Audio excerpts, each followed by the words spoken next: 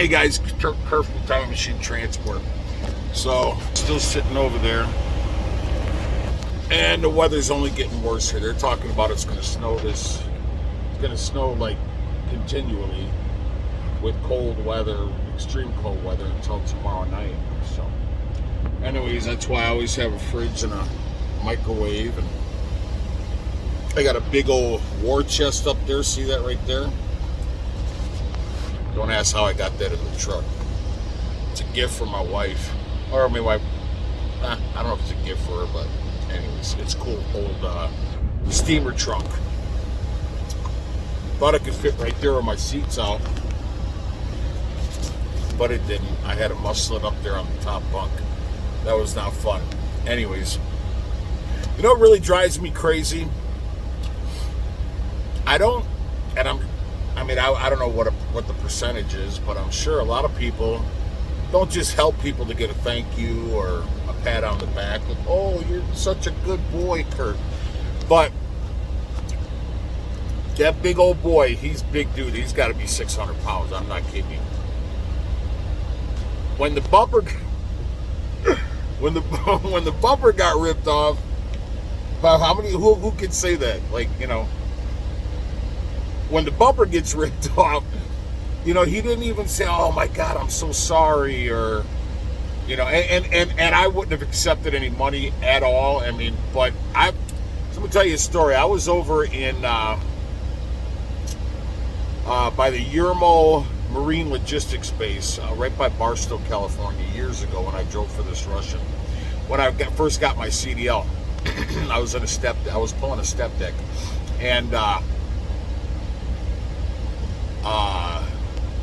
I had just showered over in Barstow, started fresh in the morning, and the Russian gets me a load. Forgot where I was going, but I was empty. He got me a load out of Yermo, the Marine Logistics base. And so I just showered. I was ready to go. I was all just hitting my windshield wiper. There's a lot of snow, man. It's cold out here, man. It's cold up here, Big Daddy. It's cold. Anyways, so come on, don't stop. So I passed right by the commercial entry gate. Summertime, hot, and I go down the road and I see in this dirt area where somebody did a U-turn. You can see a lot of people must have passed up the commercial gate, so they were doing U-turns right there. Who knows how long? Probably for years. So I'm like, oh, good, I can do that. Well, I did the U-turn and it was super soft, and the truck just kind of like going its own way, and I got stuck, and I was like, oh shit. So I always, because I carry you can see up in that corner right there, I carry a bug out bag, and it's got an E-tool and everything. If you don't know what an E-tool, you know what an E-tool is if you're in the military, but it's one of those folding shovels. So now he's got another dude walking over to his truck. Anyways, that did not fare very well for Time Machine Transport. It would have if you wouldn't have had his fucking foot on the brake. I'm so mad at myself for not helping somebody, but just like communication's everything. You know what I'm saying? It's everything. And I was horrible at communication in the past. But in a situation like that, you both got to be on the same sheet of music. You know, I should have just told him, hey, don't put your foot on the brake. He ain't going anywhere. He's stuck. He can't roll back or forward. I don't know why you would put the brake on. It makes no sense. Anyways, communication's everything. Oh, well, let it go, Kurt. It's not going to be $1 gazillion. I have a plan, anyways.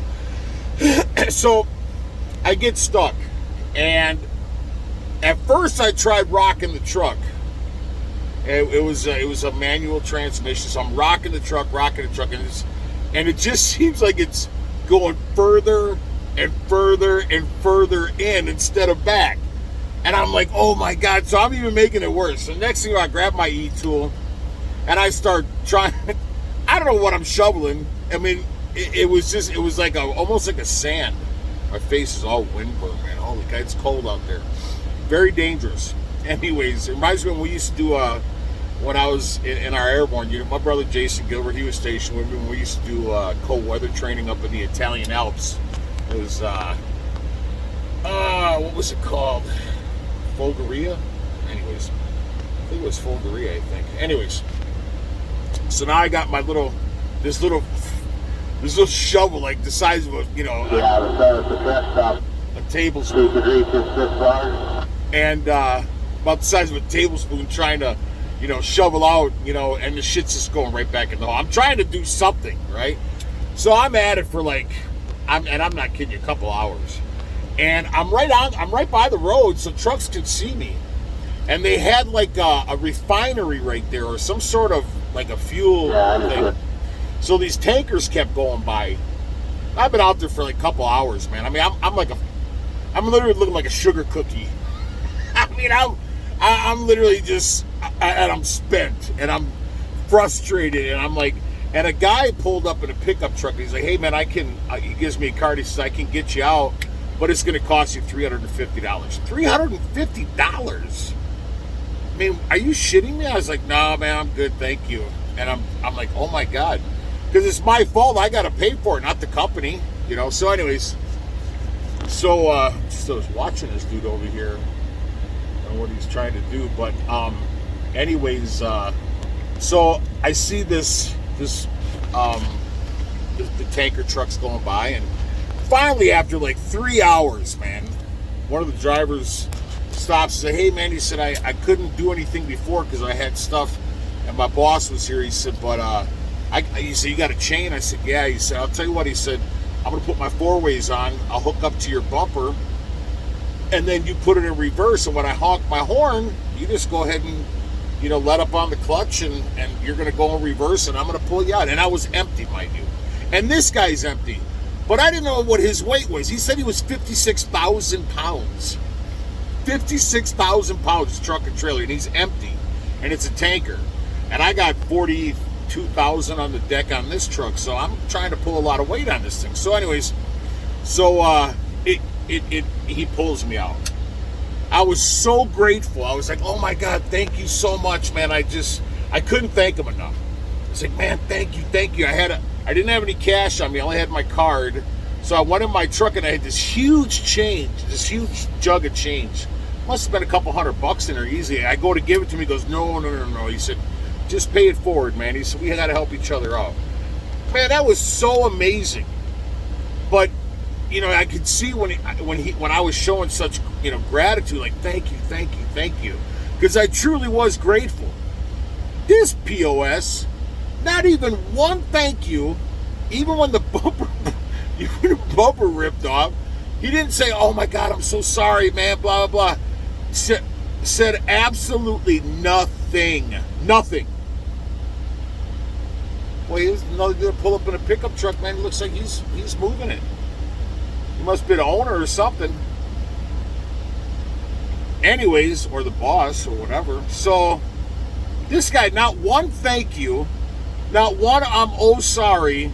And it's like, I remember our first sergeant. We had our first sergeant in our airborne unit. His name was Jock T. McCain. Big old country dude.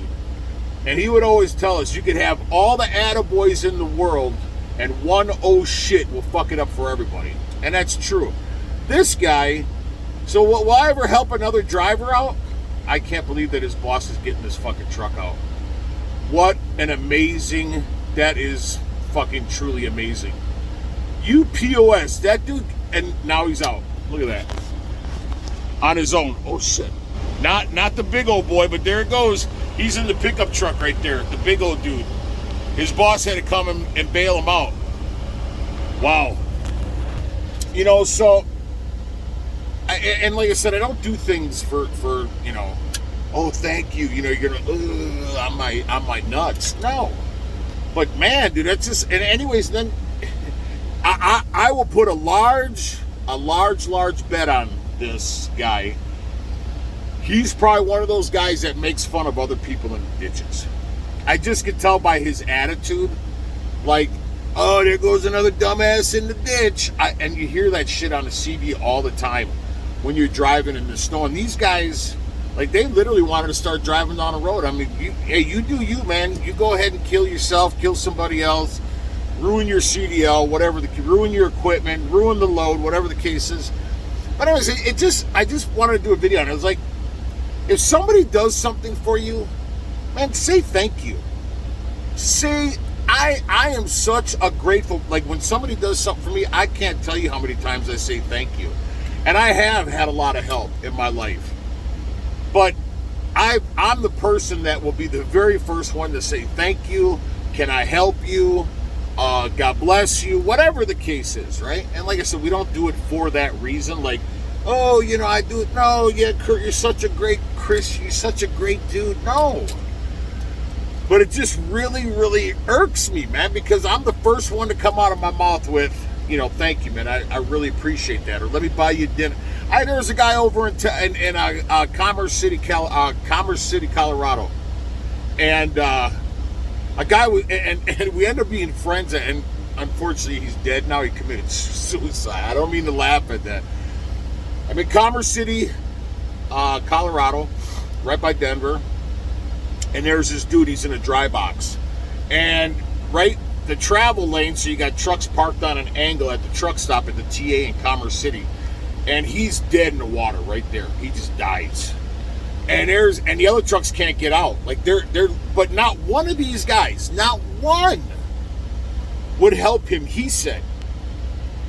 So I was coming in to park for the night, and I see this guy, and people are, you know, talking shit to him and blowing on their... And he said he was there for about an hour and a half. But none of these drivers helped him. Not one, he said.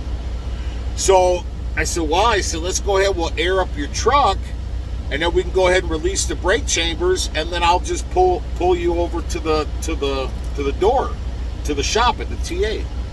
And he's like, oh man, thank you. White dude, his name was Travis, and I'll tell you what happened. So anyways, so we get him over to the shop door. Shop says, hey, we can hook it up to the forklift from here. And he was like, man, thank you so much. He's like, let me buy you dinner. I said, I'm here for the night. Yeah, why not?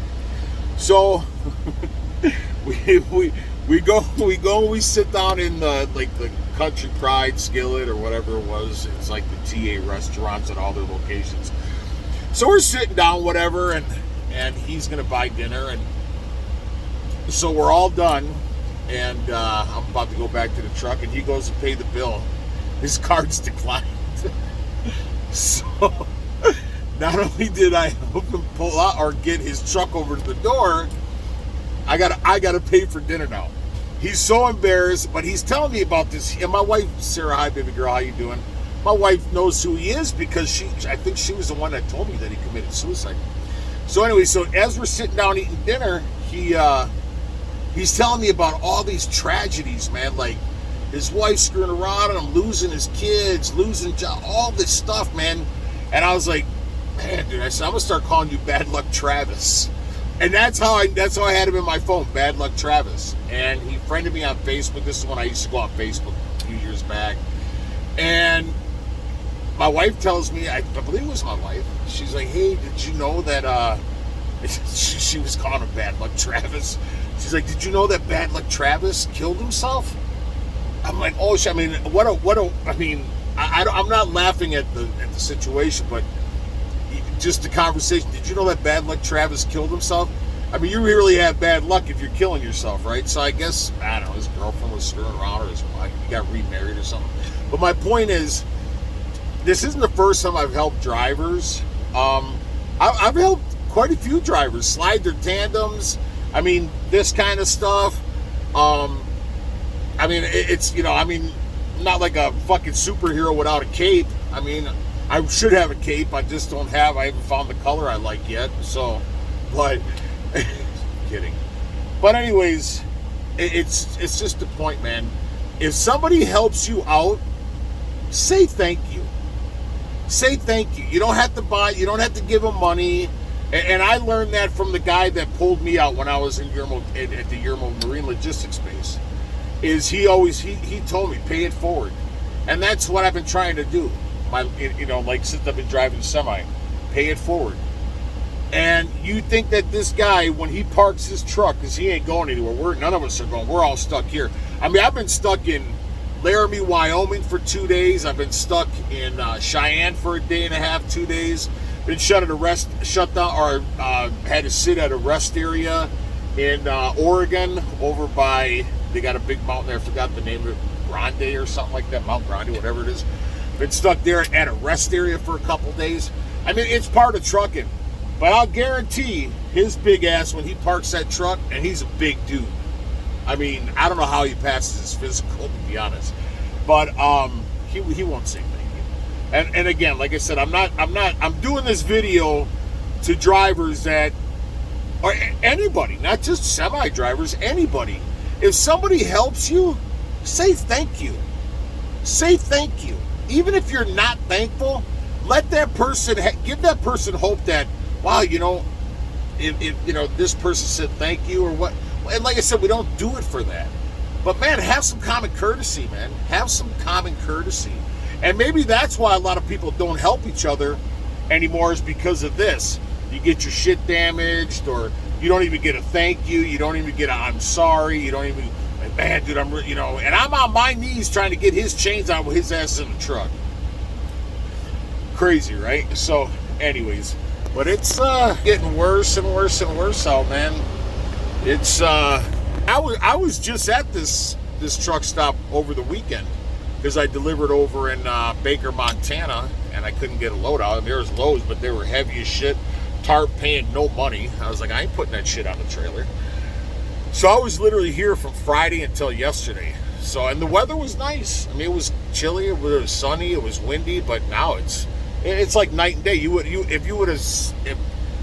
I would have pulled in here, been like, this is not the same truck stop that I was just at, because it's completely different, just with all the shit on the ground. But anyways, another thing, guys, if it's snowing this bad, and if they don't close the roads, don't drive. Don't be a dummy. Don't be a tough guy. You're not tough.